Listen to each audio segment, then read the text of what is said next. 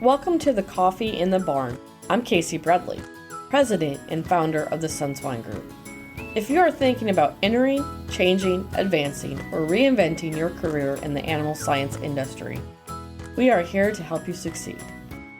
In each episode, we will cover a variety of topics surrounding work, life, and professional development, leveraging my 20-plus years as a global leader within the livestock industry and my ever-growing professional network to interview other leading professionals. We couldn't do this without our sponsors, NutriQuest, IFF, and Continental Search. Reach out to us on our social media platforms or visit theswineGroup.com and subscribe now not to miss another episode.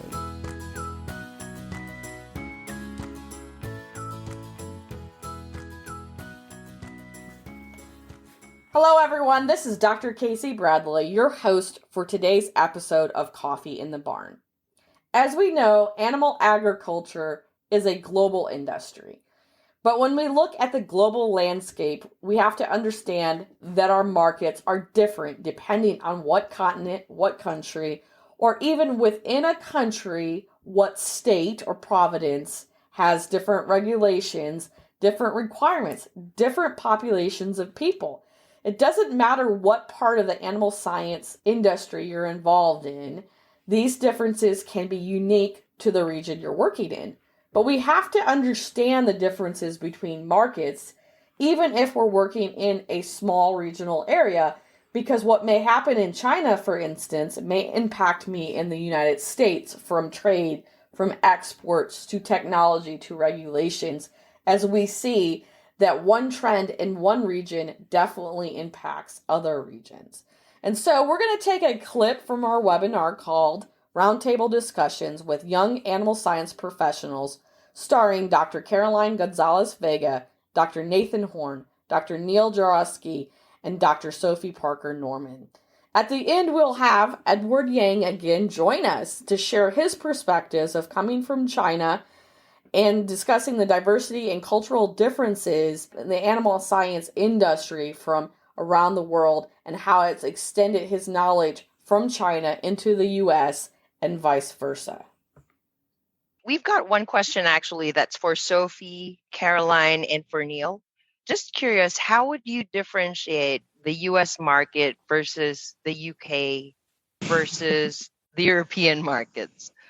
So I once did some nutrition for 20,000 cow dairy in the US, and the biggest one I've done in the UK is for 400 cows. So that's the difference. I think that, if speaking from the ruminant perspective, agriculture is advancing. We live in this accelerating world of technology, so things are getting more technical.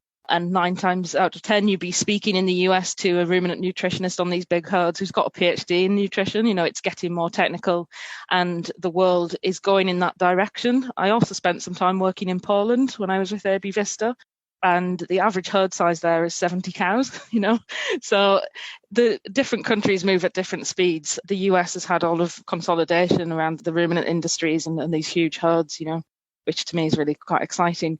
So I think the difference is the speed of this consolidation within the industry from a ruminant perspective. Yeah, the first thing that I notice a difference as a nutritionist is the wide variety of ingredients that Europeans work with compared to in the US. That's one thing. And then also the different approaches to regulation play a role. So in Europe, and especially in the Netherlands, the government really pushes regulations on the industry to try and almost push for change, basically banning antimicrobials in 2009, where the US just did that maybe 2 years ago. So they're on the forefront of that. So the government is really pushing the regulations, whereas in the US, it's really consumer driven.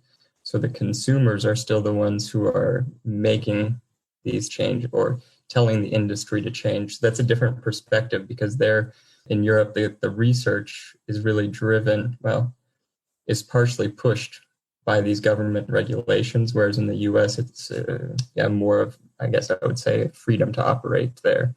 So that's been an interesting perspective that I've experienced because they work in two different ways. Both get the job done. It's finding a balance between the two, I think, is the best way. But anyways.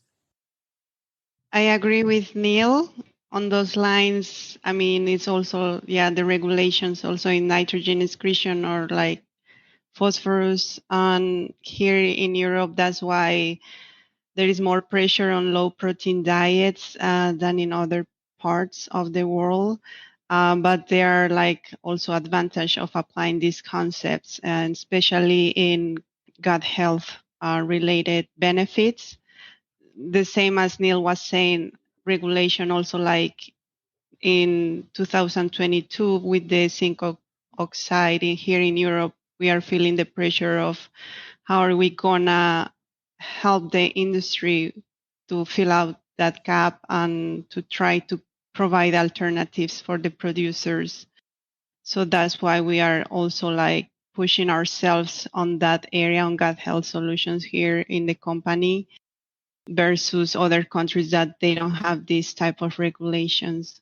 I think Neil addressed same points as I will. Can I add something to bring this into context of career, no matter if what we're studying? I think we all need to leave our egos at the door. Americans get this reputation that we're arrogant and cocky. I have that reputation with some Europeans as well. And every system's different. Every country's different. There's lots of cultural differences, religious drivers, but what you'll find is most people come together and want to work with you, but you got to leave the ego there. You got to come and meet people in the middle. And no matter where you come from, I can tell you, I've worked in so many different systems in pork production, for instance. It's not the same for everyone, and your solutions aren't going to be the same for everyone. So you can take that into your career as a, animal scientist or as a person. And if you're open to meeting new cultures, being part of that, it's endless. And that's kind of why I have a variety of people. Nathan's had a family, raised a family early in his career, and I brought him on for that perspective. And some of these other ones who Sophie, worked on very small dairies, to came in and, started working in very large dairies in the US as an international person and was very successful. And Neil and Caroline jumping and being very successful in different environments. And I think the key between all four of these is leaving the ego at the door and coming to work in the situation that you're given. Casey, can I just add something to that? Because I think you make a really good point. And, with this international travel, definitely agree, you've got to leave your ego at the door because cultures are so different. But what I absolutely love about the animal industry is that wherever you go in the world, if you're talking to someone who's got an animal science and ag kind of background, pretty soon you can figure out some common ground and, you can form a relationship upon that. And that's actually, if I were to pick one thing that I love about my career, it's that people interaction. I always say that I chose the career because I loved pigs, and pigs taught me how to love people. Caroline, we actually have a question for you from Katie. She is really inspired to hear about your journey and how you've transitioned with a company post-graduation. Her question is, how did you embrace that opportunity to transition from a technical services role to a research manager role? Like, what skills do you feel you learned both in school and in the industry that have helped you prepare for a management role? I think for me it was easier the transition from technical to research, because research I was doing in my master's and PhD. So now I feel like a fish in the water. It was more challenging for me when I went from grad school to technical role. Like that's where it hit me really hard. Because I was sometimes speaking in a different language, and I had to deal with sales representatives that they don't have the scientific background we have. We had to visit customers and all that and talk with people that, they may understand some things, but not fully. We needed to speak the same language. Why is that important to consider? Like, it's not only about price. You don't have to make decisions just on that. Cost is important, but like sometimes you can have extra benefits. You have to prove it to different people.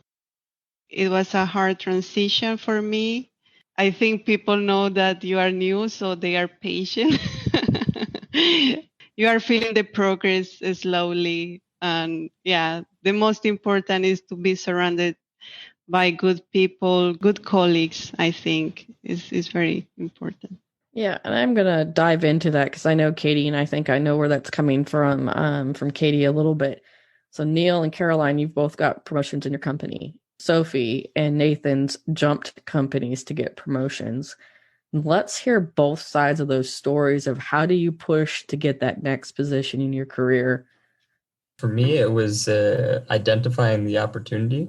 That's the first thing, of course, and then having the conversation and being willing to say, and this is where maybe, yeah, you still leave the ego at the door, but you have to boast about yourself a little bit, and you have to say why you really think, yeah, you're right for that new role, and also demonstrate the things that you've learned that will help you in that new role. So I think that the most important thing is to be willing to have that open conversation with your manager to say, hey, what do you think about this position? And that's how it worked for me. I approached my manager about the promotion or the open position and really just said, what do you think? Do you think I'm right for this position? I think I'm right. These are things that I think are my strengths and why the position fits me really well.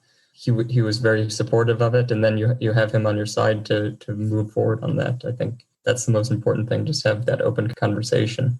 Flip the table from Sophie or Nathan to comment from changing roles to get that push in your career.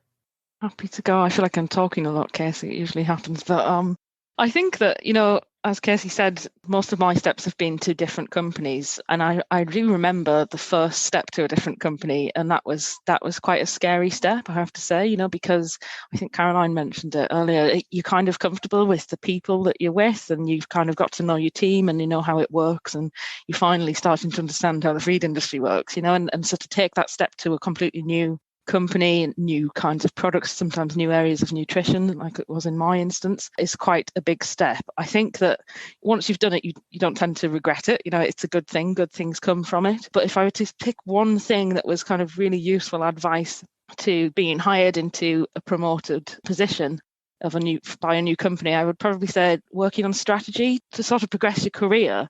If you've got a background in science, you've got a PhD, etc., then obviously, you're a technical person, you understand the science, and employers know that.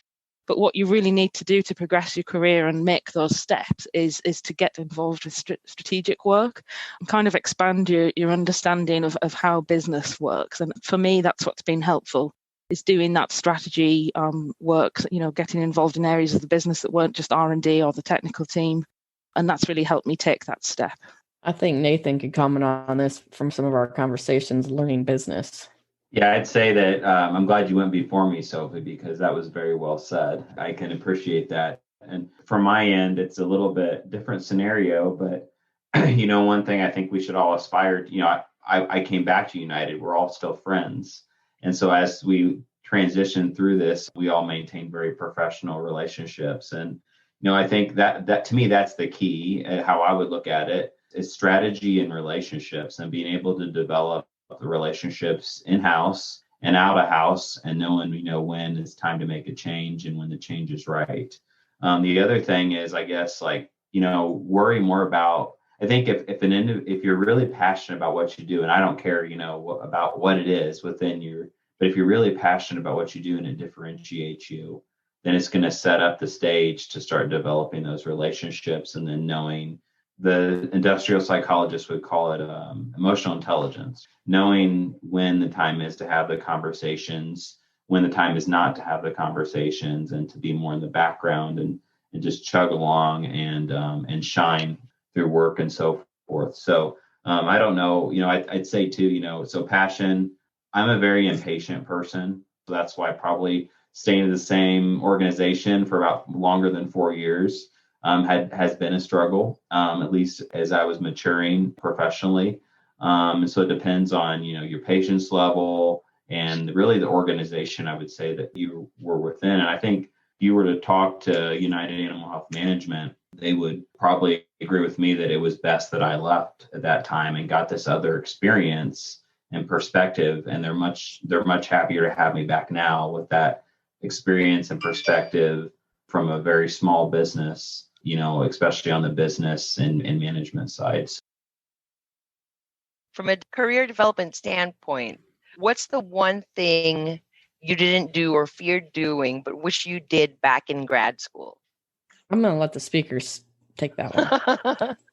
For me, looking back now, one regret is really I focused a lot on nutrition and really heavy nutritional classes. And actually, I was scared of taking immunology classes or disease classes, kind of more like veterinarian classes, you would say. I always told myself, well, it's just because they're veterinarians. So I'm a nutritionist. I don't want to learn that. Maybe it's not my interest. But now, the more I learn nutrition and immunology and health, they go together a lot. And actually, you see United, they changed their name to include animal health for a reason. It's because nutrition plays such a role in that. So that's my one regret, that I had learned more and taken the time to listen to veterinarians to a greater extent. That's really interesting you say that, Neil, because I did my PhD in immunoepidemiology and then went into the feed industry thinking, crikey, I'm not a nutritionist, So then I had to learn the nutrition post leaving academia. But I think it's an interesting point, isn't it? And you should be as broad as you can be. And also you shouldn't tie yourself down to what your PhD subject is. Actually, I found that going into industry with an immunology background, I did a lot of statistical analysis and modelling in my PhD and in the postdoc. And as a result, I could use that as a strength. So I would say the same, actually, is kind of not trying to be more broad.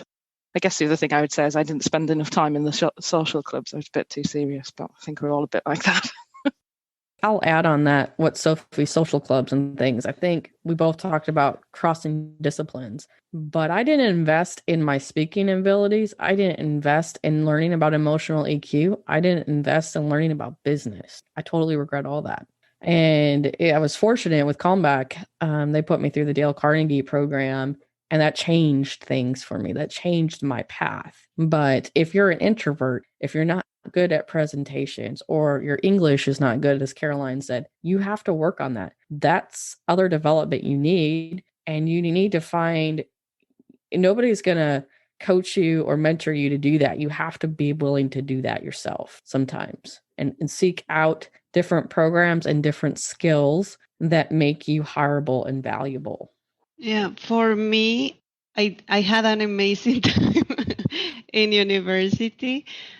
So the only thing I regret maybe is not having too much background on business. However, in Colombia, we have a very good subjects where we talk basis on different areas in the whole production system.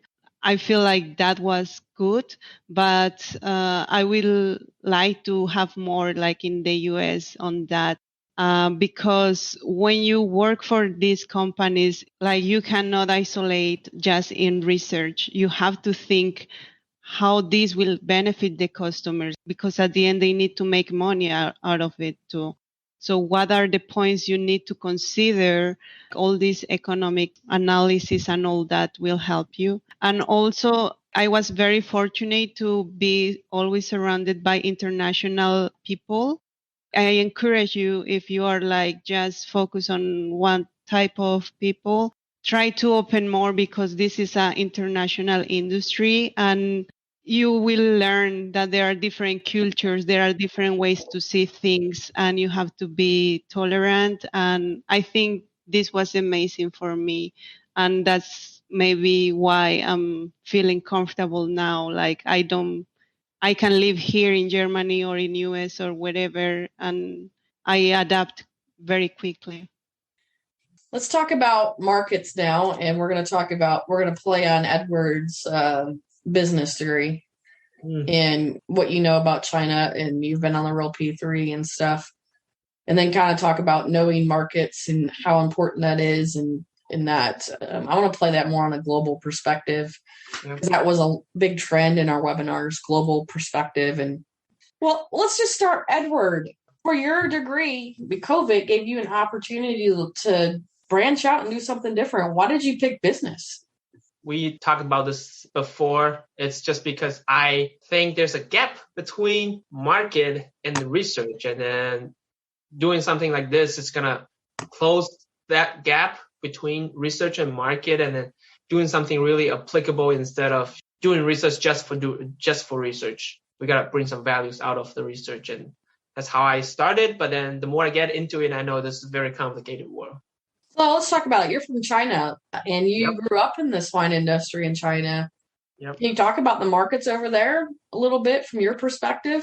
So yesterday I was reading something. I cannot confirm the data, but they're saying pork population in China has already catch up with pre-COVID or pre-ASF. I can't remember which one, but within this 2 years or 3 years has been growing fast, catching up or repopulating very fast.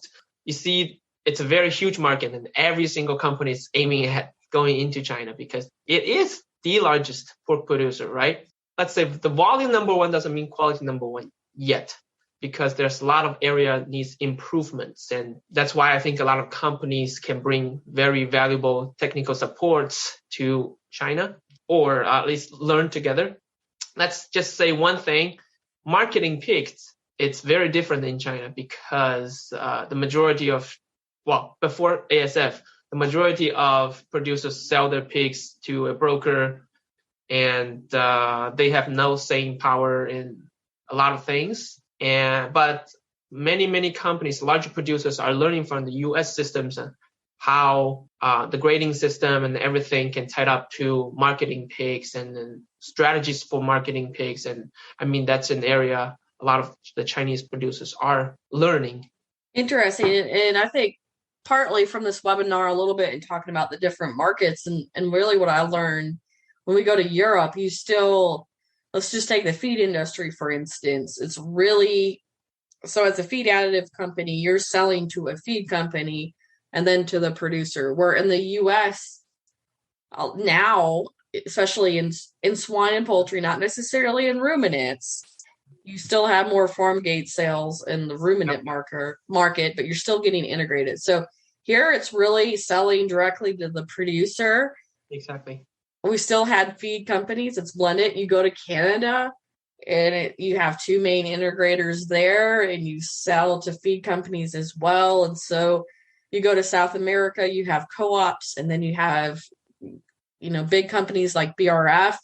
That's swine, poultry, and beef when you think about the integrated systems. And then we go to where my friends work in Africa, and that is really small scale, small producer farm gate. And, in my career, I've gotten to work just about every type of market, from selling directly to what we're going to call the farm gate sell, that I'm talking to the customer or the producer with that animal, and versus more of an executive sale where a business to business, where I would sell my feed enzyme to a feed company and then they would sell it to the producers.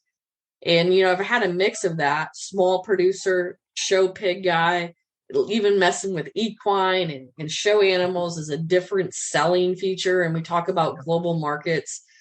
And the other problem you have with global markets is what you have to realize, I didn't understand when I got involved either, even working at Calmback. And I learned a lot about multi-state regulations.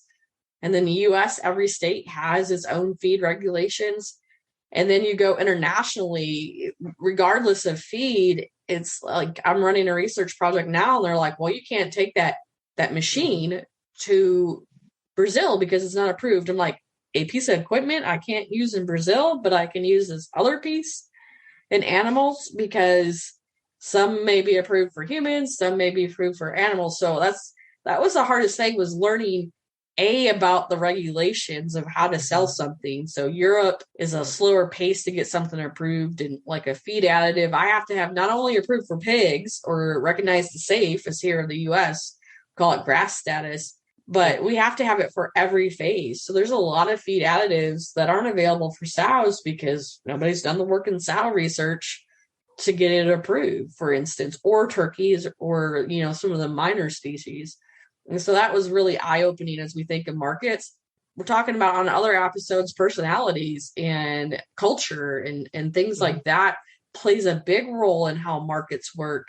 And, there's markets I hear Europe and the US even has these really anti-bribery type of policies and laws. And it's like a big deal going through that training and making sure and I'm like going, I would never think about bribing people to buy, right? That just doesn't cross my mind. Yeah. Like, why would you have to bribe somebody to get you to buy my product? But you hear about it, you have to do it sometimes to even get the product in, and you have to work with locals just to learn how to navigate that. And I'm going, wow, and so else I find frustrating in the US when I look with agriculture producers at times, we're just focusing on the US or my state. And really, we have to think about every market we work in. And I don't care if you're in pork, poultry, aqua, ruminant, dairy, you need to understand what's going on globally, because ultimately it comes back and it will impact you on a regional basis. I think the US, the Prop 12 is a great example of it here. We've been fighting it as a whole country to get rid of Prop 12. And I'm just sitting here kind of laughing now that the Californians are complaining about their bacon prices and their pork shortages. And I'm like, just let it happen, and maybe things would change because what they realized they did to themselves, and it would balance it back out or something. And I think it's just kind of interesting that ASF in China for the pork industry in the US, and speaking next, I'm more comfortable with that, really helped US pork production at the time to fill those gaps. But if their levels are high enough, like you said, they're back, but they're not producing as many pigs as they were, and the quality, right?